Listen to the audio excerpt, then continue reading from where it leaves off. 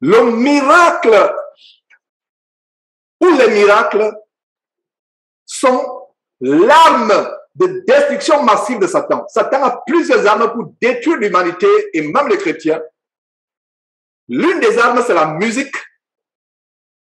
Et ça, c'est la plus grande délivrance pour les chrétiens aujourd'hui, à savoir être délivrés de la soi-disant musique gospel, la soi-disant musique chrétienne.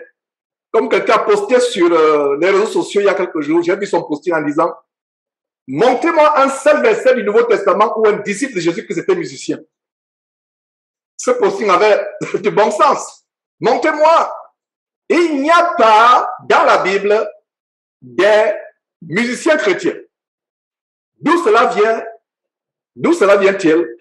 Ça vient, mes frères et sœurs, des traditions paganistes qui sont infiltrées au fil des ans, au fil des siècles, dans la chrétienté, permettez-moi l'expression chrétienté. Le miracle est l'une des armes de Satan pour entraîner le maximum de personnes en enfer. Est-ce que vous comprenez? Je reprends, je l'ai déjà dit, je reprends encore. Le miracle ou les miracles sont l'une des armes de Satan pour entraîner le maximum de personnes en enfer. Le diable a des gens qui opèrent les miracles. Mais il y a un miracle que le diable ne peut jamais opérer. Je vous donne ce miracle. Qui c'est ce miracle? Vous n'avez pas besoin de répondre. Je vous donne la réponse. Le seul miracle que le diable ne peut pas faire, amener quelqu'un à fuir le péché, amener quelqu'un à se repentir, amener quelqu'un à avoir la crainte de Dieu, le diable ne pourra pas faire cela. Le diable peut vous faire vomir des valises d'argent. Le diable peut faire pleuvoir la neige en plein été au désert du Sahara. Le diable peut ressusciter les morts. Le diable peut amener les gens à faire n'importe quoi. On va voir cela, ce n'est pas Georges qui invente, votre frère. Mais le seul miracle que le diable ne peut pas faire, c'est amener quelqu'un à fuir la tentation, puisqu'il est lui-même le tentateur. C'est amener quelqu'un à être délivré du péché. Le diable ne pourra jamais faire cela. J'espère qu'à partir d'aujourd'hui, vous allez faire la différence entre les miracles que Dieu fait, que le diable peut aussi faire, et entre le seul miracle que le diable ne fera jamais, à savoir la délivrance du péché, à savoir la repentance. Le diable ne fera jamais ce miracle. Ah, mes frères et sœurs. Voilà le seul miracle que le diable ne fera jamais. C'est le miracle que nous devons rechercher. J'ai peur des miracles que le diable peut contrefaire. J'ai peur des miracles que le diable peut imiter. Ce n'est pas qu'à partir d'aujourd'hui, je dois ne plus considérer les vrais miracles de Dieu. Un chrétien véritable doit aussi considérer les vrais miracles de Dieu. Mais nous devons plus rechercher le miracle que le diable ne peut jamais opérer, la délivrance du péché. Nous devons rechercher le miracle qu'aucun démon ne peut opérer, que Satan ne peut opérer, la délivrance du péché. Il ne peut pas faire ce miracle. Ce n'est pas possible. Il n'est pas de sa nature d'amener quelqu'un à se repentir, à changer de vie. Le diable ne peut jamais amener une prostitution à laisser la prostitution. Le diable ne peut jamais amener un voleur, un bandit à laisser le brigandage. Ce n'est pas possible. C'est pas possible. Il ne peut pas amener quelqu'un à fuir les idoles, à laisser la magie, la sorcellerie. Il ne peut pas empêcher quelqu'un à l'entrer dans les sectes comme l'islam, comme le bouddhisme, comme la rose pour la franc-maçonnerie. Le diable ne peut pas faire cela. Il n'y a que Dieu qui peut faire cela. C'est pour cela que recherchez le miracle le plus sûr. Recherchez le miracle le plus vrai. Est-ce que vous comprenez pourquoi c'est le miracle qu'on doit rechercher? C'est un miracle que Satan ne peut pas contrefaire. C'est un miracle que Satan ne peut pas imiter. Le miracle de la délivrance du péché. Le miracle de la repentance. Voilà le miracle que nous devons rechercher, nous les vrais chrétiens. Voilà le miracle qui nous épater. Une petite gamine, un bébé de 3 ans, en qui Marie soi-disant s'est incarnée. Et elle fait je n'ai même pas d'imiter les deux mains croisées, les deux mains collées, la prière des bouddhistes. Ouais, il faut passer aussi prier. Il y a des émoticônes sur WhatsApp, sur Facebook où les mains sont collées. Ça, c'est des positions sataniques quand vous priez comme cela. elle a le chapelet au cou, elle a un voile, mes frères et sœurs. Ce n'est pas comme cela que nous devons prier. Nous devons prier, mes frères et sœurs, en élevant notre âme à Dieu, en priant Dieu, mais les mains, la position de ces mains, faisons attention. Donc, je reprends mes frères et sœurs, il y a un miracle que le diable ne pourra jamais faire. Il y a les miracles que le diable ne peut jamais faire, mes frères et sœurs. C'est le miracle d'amener quelqu'un à la repentance, d'amener quelqu'un à être délivré du péché. Mes frères et sœurs. Alors, continuons avec la parole de Dieu. Nous allons continuer à voir ces choses. Et ma prière, c'est que cet enseignement délivre beaucoup. Mais je suis sûr qu'il va délivrer beaucoup de personnes. Continuons en voyant quelques versets qui nous montrent que le diable utilise les miracles. C'est pour cela que Jésus nous met en garde. Regarde la mise en garde de Jésus. Et cette mise en garde est reprise par l'apôtre Paul. Donc, Jésus nous met en garde par rapport au miracle. Paul nous met en garde par rapport au miracle. Donc, suivons la première mise en garde de Jésus lui-même. Matthieu 24, 24. Qu'est-ce que Jésus dit? Dans Matthieu chapitre 24, verset 24, Jésus dit ceci. Il s'élèvera des faux Christ. On a fait une mission, on montre des faux Christ à travers le monde. Quel se lève en Russie, un ancien policier qui dit qu'il est Christ. Il y a quelqu'un aux États-Unis qui disait qu'il était Christ, on l'a dénoncé, et je ne savais même pas qu'il est mort après qu'on l'ait dénoncé. En Amérique latine, au Brésil, il y a un Jésus. Il y a une femme au Bénin qui pensait qu'elle est Dieu. Maintenant, elle dit qu'elle est en même temps Dieu, en même temps que Jésus. Parfait de Banamé, je ne sais pas exactement son nom. Beaucoup. Donc, ils se rivalisent. Il y a même un docteur quelque part au Burkina Faso qui dit qu'il est Jésus, mais il vient, il a visiblement une myopie. Je ne dis pas que une myopie, c'est quelque chose d'assez infâme. Il m'a dit que Dieu peut guérir, quand il peut pas guérir selon sa volonté. Mais si tu es Jésus, tu as du problème à lire. Un simple chrétien qui a du problème à lire, il n'y a pas de problème. Dieu peut le guérir comme Dieu ne peut pas le guérir selon sa souveraineté. Mais tu dis que tu es Jésus, tu viens à la télévision, tu trembles, tu as du problème à lire, mais tu dis que tu es Jésus, un Burkinabé. Donc chacun dit qu'il est Jésus. Donc il s'élèvera, Matthieu chapitre 24, verset 24, il s'élèvera de faux Jésus et de faux prophètes, de faux pasteurs. Ils feront quoi? De grands miracles, il n'est pas dit qu'ils feront des prodiges de miracles, il a dit qu'ils feront des grands. Est-ce que vous voyez très bien? Disons bien la parole de Dieu. Il n'est pas dit qu'ils feront des prodiges de miracles, mais il a dit qu'ils feront de grands. Donc, l'emphase est mise sur grand. Donc, ils feront de grands prodiges, de grands miracles pour séduire, si c'était possible, même les élus. Le bébé spirituel, le chrétien immature, mal affermi, est séduit par les miracles. Un vrai chrétien, et ma prière c'est que nous soyons des vrais chrétiens, vous et moi. Un vrai chrétien n'est pas obnubilé, n'est pas émerveillé, n'est pas mystifié, n'est pas épaté par les miracles. Non. Si c'est le plus grand miracle, la repentance et rien que la repentance. Si c'est le vrai miracle, la délivrance du péché. Donc Jésus met en garde. Jésus met en garde. Il sait que Satan, depuis les anciens temps, on va voir les magiciens de Pharaon qui faisaient les miracles aussi. Depuis l'ancien temps, depuis l'Égypte, on voit les magiciens de Pharaon qui font aussi les miracles. Donc, Jésus met en garde que Satan va utiliser les miracles pour séduire. Donc, il y a la musique chrétienne qui est une arme de séduction de Satan pour détruire les chrétiens. Il y a le sexe qui est une arme de Satan pour séduire les chrétiens, entre guillemets. Aujourd'hui, cet enseignement nous montre une autre arme qui est les miracles. Est-ce que vous saviez que les miracles sont une arme de Satan pour séduire les chrétiens? Voilà la révélation. Non seulement Jésus en parle, le grand serviteur de Jésus-Christ, l'apôtre Paul, en parle aussi. Il nous révèle quoi? Le Saint-Esprit, c'est même le Saint-Esprit qui nous révèle en 2 Thessaloniciens, chapitre 2. 2 Thessaloniciens, chapitre 2.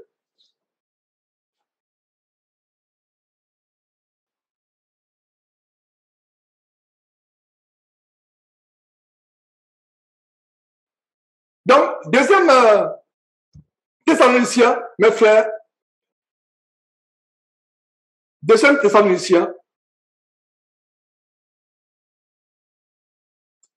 chapitre 2. Lisons à partir du verset 6. Le Saint-Esprit nous révèle quelque chose de tellement grand. Et alors, paraît-il l'impie? L'impie, c'est le système de l'abomination, le système satanique. Alors, paraît-il l'impie que le Seigneur Jésus détruira par le souffle de sa bouche, ça c'est le prophétie à venir, et qu'il anéantira par l'éclair de son avènement. Suivez attentivement ce qui est dit au verset 9. L'apparition de cet impie se manifestera. Ça, c'est une prophétie à venir. L'apparition de cet impie se fera par quoi? Par la puissance de qui? De Satan. Avec quoi? Avec toutes sortes de miracles, de signes et de prodiges, comment? Mensongers, et avec toutes les séductions de l'iniquité. Donc, la séduction va de pair avec les prodiges, les miracles, les signes mensongers. Le but, c'est quoi? La séduction. L'apôtre Paul reçoit l'inspiration du Saint-Esprit. Exactement ce que Jésus nous a révélé. Même Jean plus tard, dans l'Apocalypse, reçoit la révélation au sujet de la bête qui opère les miracles. Apocalypse chapitre 13. Qu'est-ce que nous voyons en Apocalypse chapitre 13? Une autre révélation sur Satan qui fait des miracles. Apocalypse chapitre 13. Qu'est-ce que nous voyons? La bête exerçait l'autorité. Nous sommes au verset 12.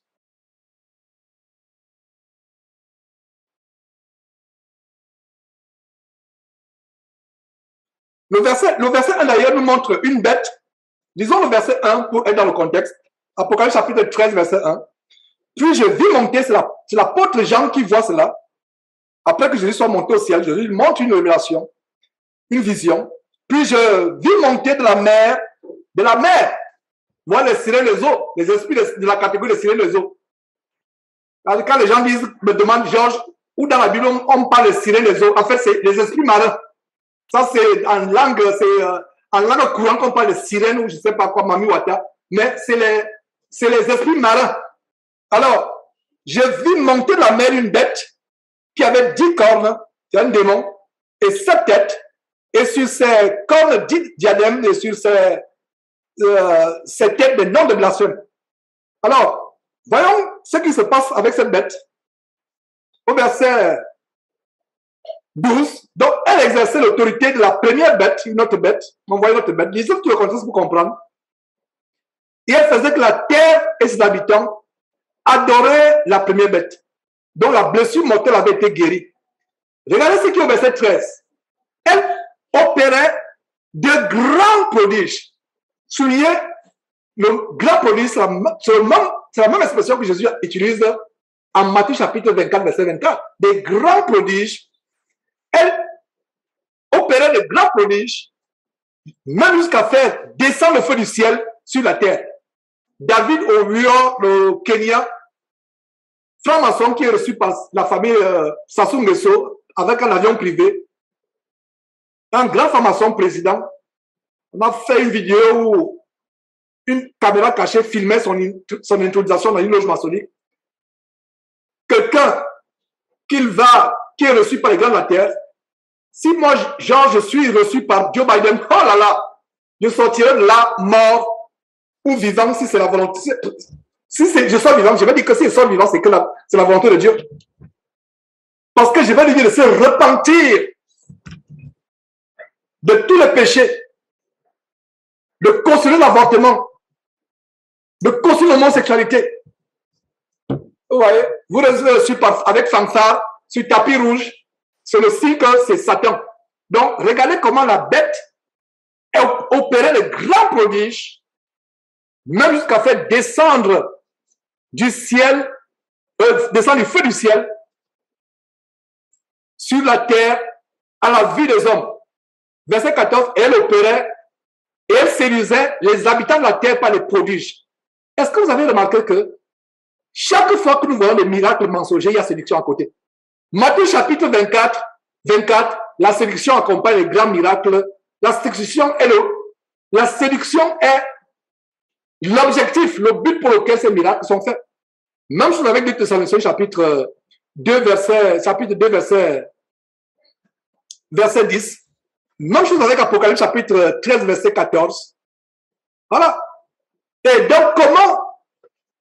Je parle de Huor, David de Huor et tous les faux prophètes. La question que je pose est la suivante. Comment reconnaître un faux pasteur ou un faux ministère? C'est simple. 1. Les miracles spectacles, les miracles publicitaires, épater les gens. Quand il y a une croisade, on commence à faire lever les paralytiques, et bien des fois, de plus en plus, c'est les acteurs qu'on recrute, comme les Charles Passot, Otto, et ils sont nombreux. Les miracles publicitaires, les miracles programmés, parce que quand vous programmez un miracle, vous usurpez la souveraineté de Dieu, vous usurpez l'autorité de Dieu. Vous ne pouvez pas programmer un miracle d'avance. Un miracle ne se programme pas d'avance. Un miracle, c'est le moyen pour Dieu d'attester la parole de Dieu que vous prêchez. Un miracle, c'est le moyen pour Dieu d'honorer, de se glorifier à travers votre prédication. Et il le fait de manière souveraine. De manière souveraine. De manière souveraine. Mes frères, de manière souveraine. De manière souveraine.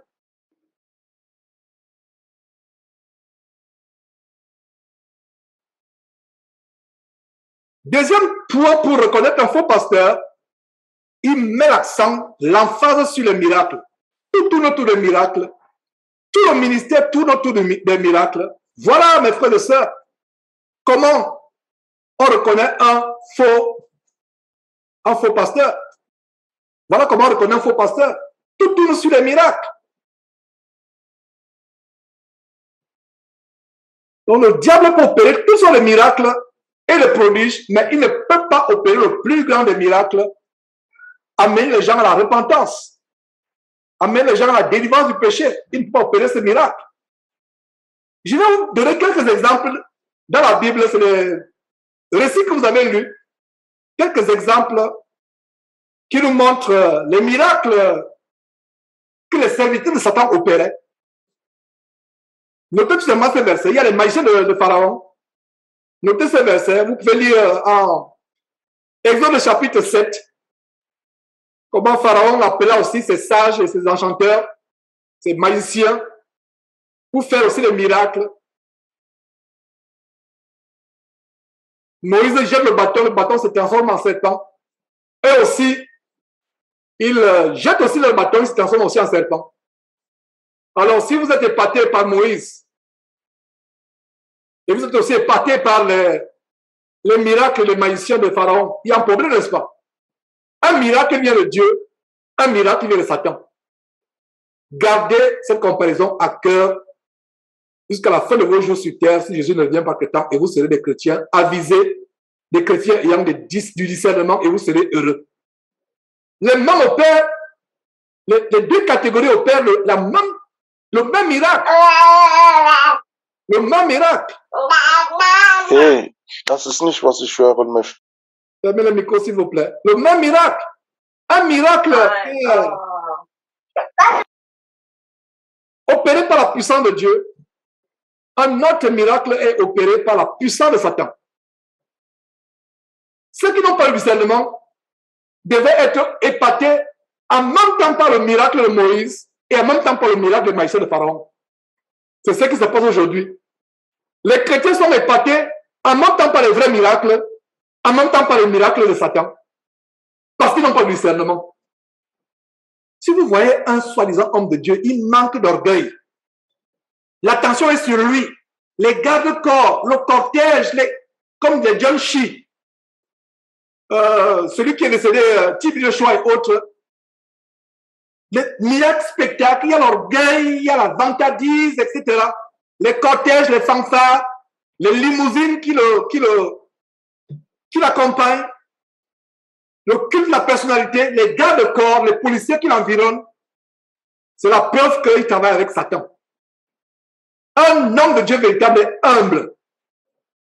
La Bible parle de la marque de la bête qui sera sur le front ou la main droite de certaines personnes, 666. Mais il y a déjà une marque qui est sur le front de tout véritable chrétien et surtout tout véritable prédicateur. C'est la marque de l'humilité et de la simplicité. Il n'y a pas d'orgueil. Et si vous êtes humble, vous ne vous vantez pas, vous n'êtes pas fanfaron, Dieu fera de grandes choses avec vous. Ceux qui sont vantards, fanfarons, Dieu ne perd pas avec eux. Par conséquent, ils sont obligés d'aller prendre les pouvoirs occultes des sirènes des eaux, des mami wata, des démons, aller chez le marabout, aller faire du vaudou, aller consulter les prêtres vaudou pour avoir de la puissance. Donc, les magiciens de Pharaon, vous pouvez aussi lire en Exode chapitre 18, Exode chapitre 8. Donc, nous avons Exode chapitre 7, le verset 11, 12 et 22 qui nous montre comment Pharaon va appeler ses sages, ses enchanteurs, ses magiciens pour imiter, simuler les miracles de Moïse. Et en Exode chapitre 8, nous voyons aussi comment, quand Dieu envoyait les fléaux de manière miraculeuse par Moïse, aussi similaire. Moïse fait monter les grenouilles hors du fleuve, eux aussi font monter les grenouilles. Donc voilà un exemple de magicien sataniste, adorateur de démons qui faisait des miracles. Qu'en est-il de Simon le magicien, Actes chapitre 8, versets 9 et 11. Vous pouvez lire l'histoire de Simon le magicien dans Actes chapitre 8 pour gagner du temps, parce qu'on est presque à la fin de cet enseignement. Donc dans cette ville de Samarie, il y avait cet homme, Simon le magicien, qui se donnait pour un personnage important. Il se donnait pour un personnage important. Il exerçait la magie. Donc, quand vous voyez un pasteur se donner pour un personnage important, vous comprenez la source de ses pouvoirs. Parce que Simon le magicien est décrit comme quoi quelqu'un qui se donnait pour un personnage important. Des faux pasteurs qu'on porte, on l'intronise, il y a 4 costauds qui le portent là, il est perché comme un roi, on le balade dans la salle, il a les limousines des garde-corps. Un chrétien qui croit Dieu n'a pas de garde-corps. Si tu as les garde-corps, où sont alors les anges dans les cieux? Ils m'ont dit non, il y a les agressions, il faut les gens avec les kalachnikovs à côté. Notre exaction pas avoir les armes n'importe comment pour se protéger. Mais si les armes, c'est pas pour me protéger, c'est pour la chasse. C'est pas pour me protéger. Les armes, c'est pas pour me protéger. J'ai la puissance infiniment plus grande que les armes. Mes frères et sœurs, cette puissance, c'est le Christ en moi. L'espérance de la gloire, la puissance du Saint-Esprit. Alors, il se donnait pour un personnage important. Conclusion, quelqu'un qui se donne pour un personnage important,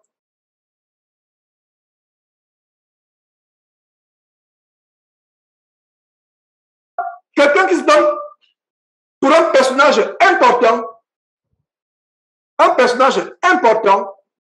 qui se vante, qui attire l'attention sur lui, des miracles spectacles. Vous voyez, quand il a fait le miracle, il commence à... Comme la démarche change dans le micro, il se vante, les gens l'acclament.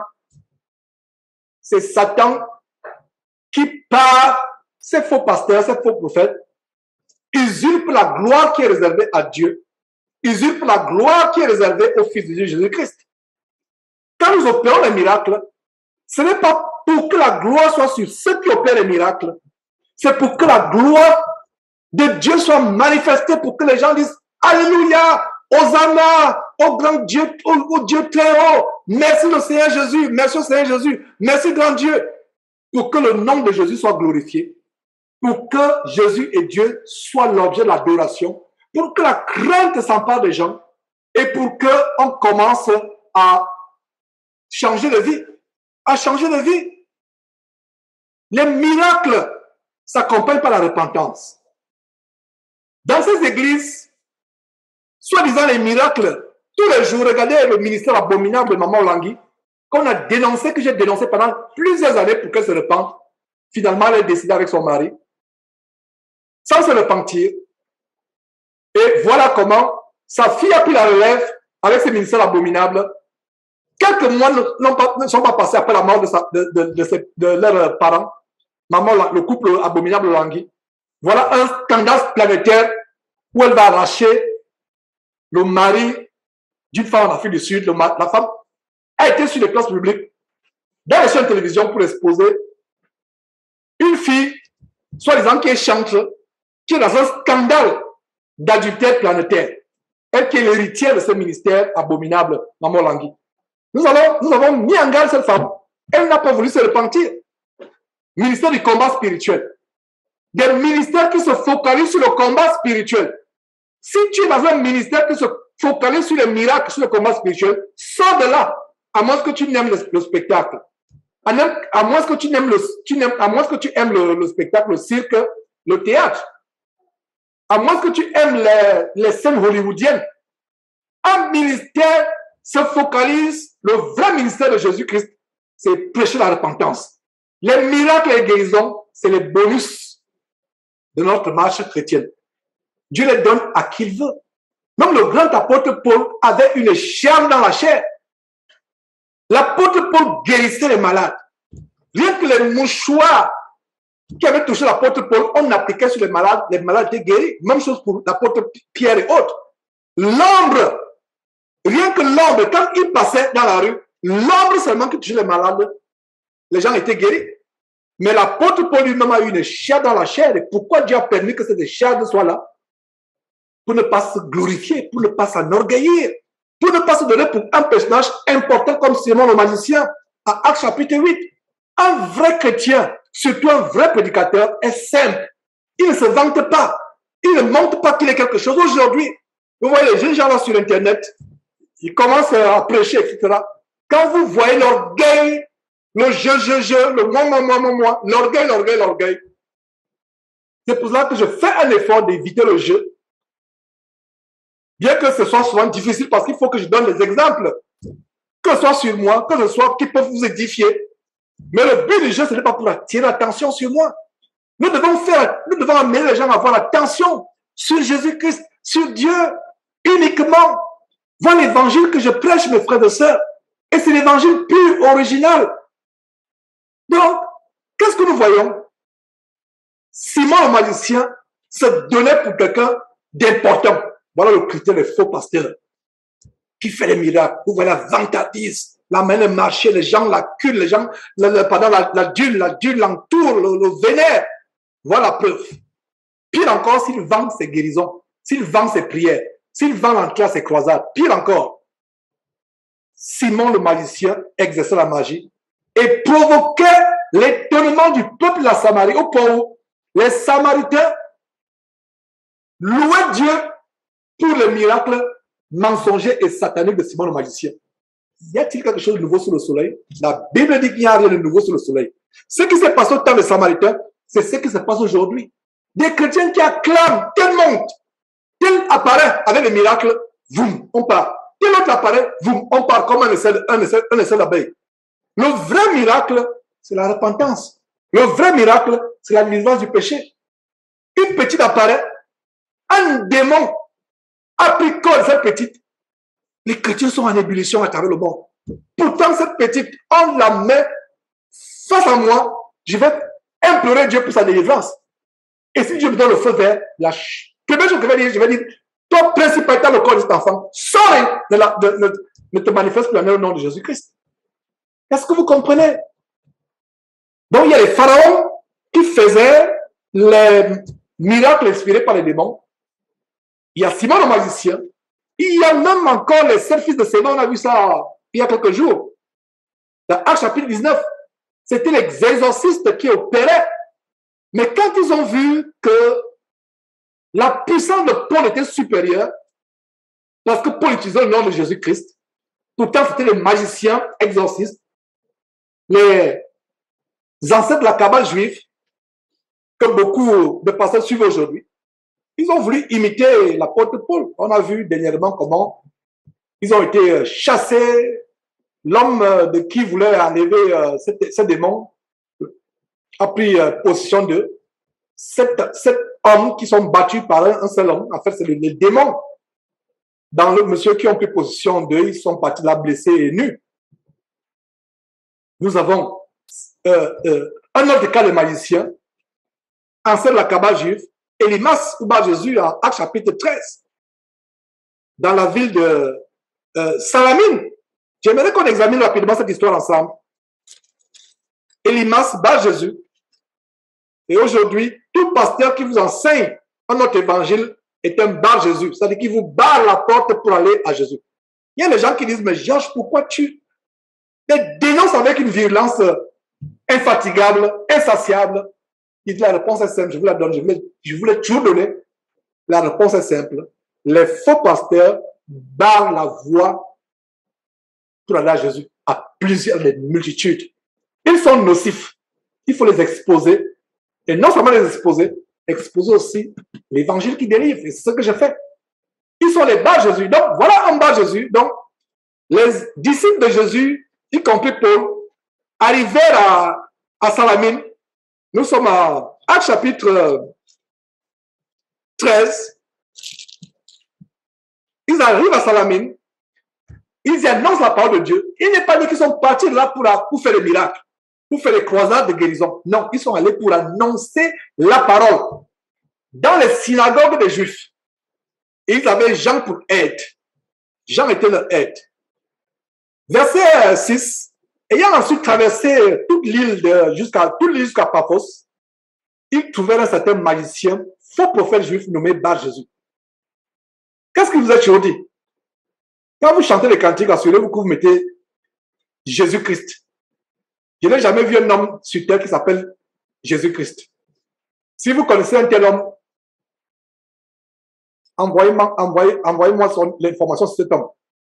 Il y a les Christ, il y a les Jésus, mais il n'y a pas de Jésus-Christ. Même Satan n'a pas encore poussé l'audace et le culot à faire qu'un homme sur terre s'appelle Jésus-Christ. Même le diable. Pourquoi aucun homme sur terre s'appelle Jésus-Christ? Même le diable a peur d'inspirer quelqu'un à voir ce nom. Il y a les Jésus, il y a les Christ, mais il y a un seul qui est Jésus le Christ. C'est pour ça que dans les chansons, je me méfie des chansons où on dit souvent Jésus, Jésus, Jésus. Parce qu'imagine que vous vivez dans un appartement où il y a un voisin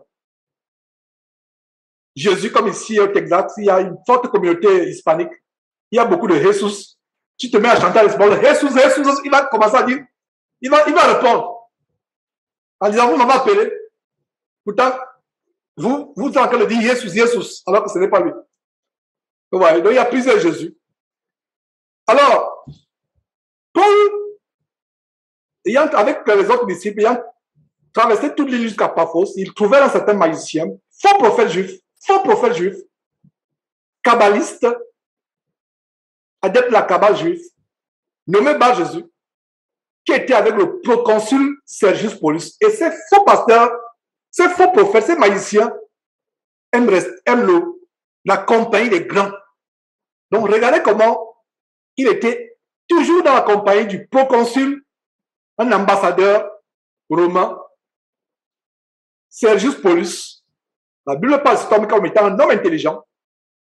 Ce dernier fit appeler Barnabas et Saul, c'est-à-dire Paul, et manifesta le désir d'entendre la parole de Dieu. Donc voilà quelqu'un qui était vraiment intelligent. Il était élevé en dignité, c'était un ambassadeur représentant l'empereur César dans cette contrée. La Bible dit qu'il était un homme comment intelligent. Et en quoi consiste son intelligence? Il a voulu écouter la parole de Dieu. Il était émerveillé par le miracle de Limas. À un moment, il était fatigué par le miracle de Limas. J'aimerais qu'on imite l'exemple de Sergius Paulus. Je ne savais pas quel jour je devais enseigner et vous d'imiter un ambassadeur romain. Mes frères et sœurs, aujourd'hui, nous prenons un ambassadeur romain comme un exemple. Que Dieu nous ouvre l'intelligence. Je rends grâce à Dieu de ce que Dieu me donne de grandes révélations dans ces enseignements pour que je vous les partage. Voilà comment nous sommes sur le point de prendre, et c'est là où on va finir, mes frères et sœurs. Nous sommes en train de prendre un ambassadeur païen, pas converti comme un exemple. Nous, chrétiens friands de miracles, il était dans l'entourage, il était en compagnie d'Élymas. J'imagine comment cet ambassadeur proconsul, parce que quand on dit proconsul, les gens comprennent parce que c'est un ambassadeur. Dans notre génération présente, quand on dit ambassadeur, ça passe plus. Proconsul, ça ne passe pas. Donc, voilà, Sergius Paulius était fatigué par les tours de magie. Mais les chrétiens aujourd'hui ne sont pas fatigués par les miracles mensongers, par les tours de magie des faux pasteurs. Il était fatigué, il a voulu écouter la parole. Donc, c'est vraiment une très grande joie de comprendre l'histoire de Sergius Paulius, une histoire qui doit inspirer les chrétiens. Il était fatigué des miracles. Comprenons très bien cette histoire. Il avait autour de lui un magicien qui faisait tout de magie, qui l'épatait par la magie. Mais qu'est-ce qui se passe?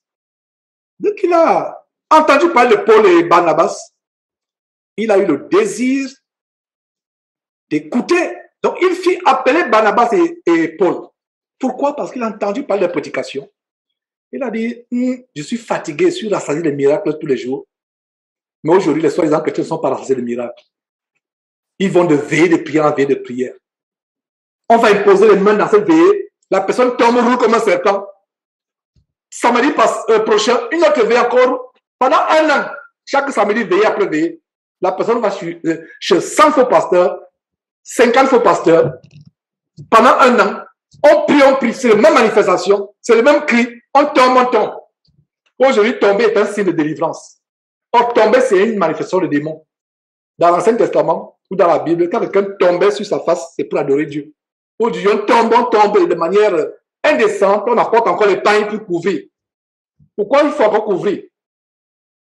Quand ces femmes-là viennent, normalement, sans être en transe, pourquoi vous ne leur dites pas de couvrir leur faux pantalon que la même? C'est quand ils sont en train de jambes à l'air qu'il faut encore couvrir.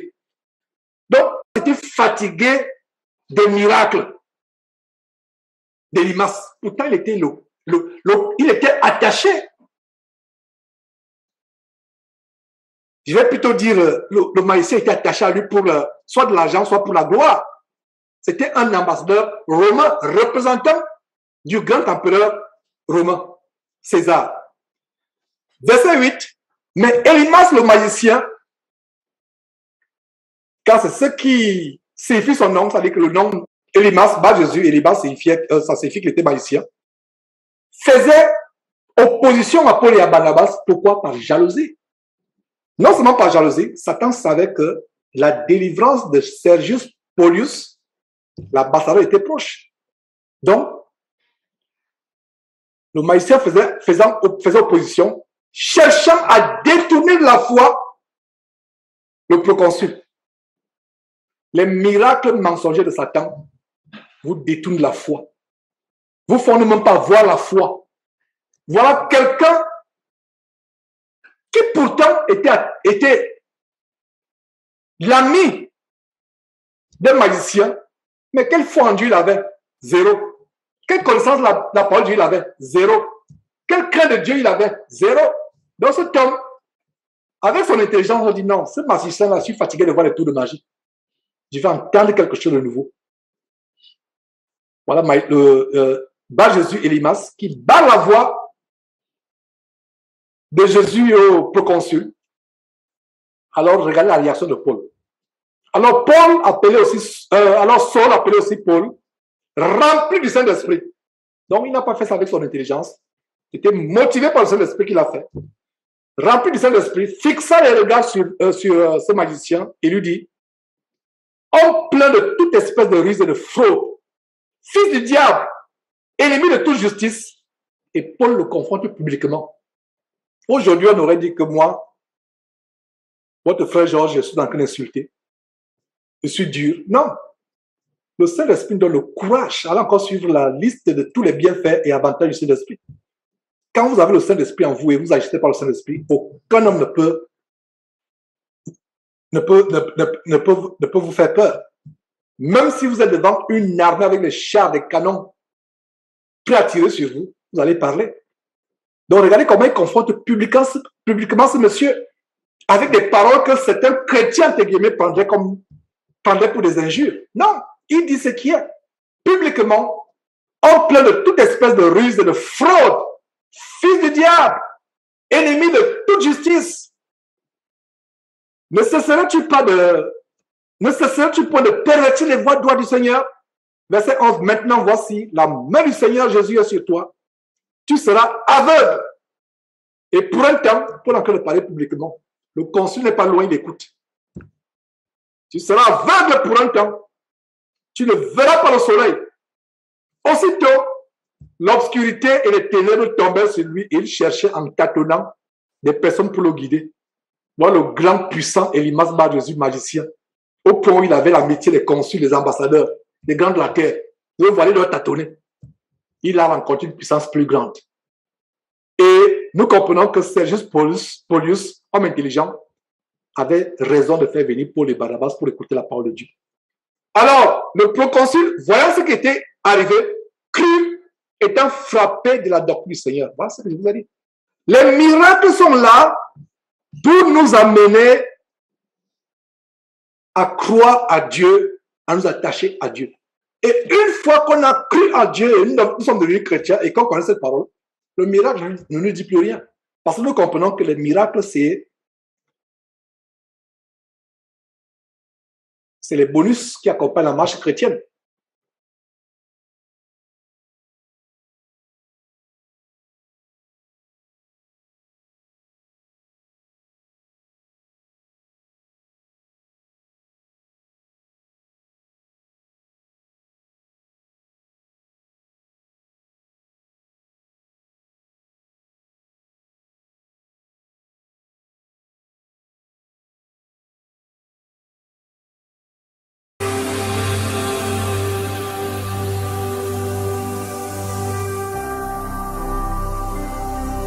Jésus-Christ TV,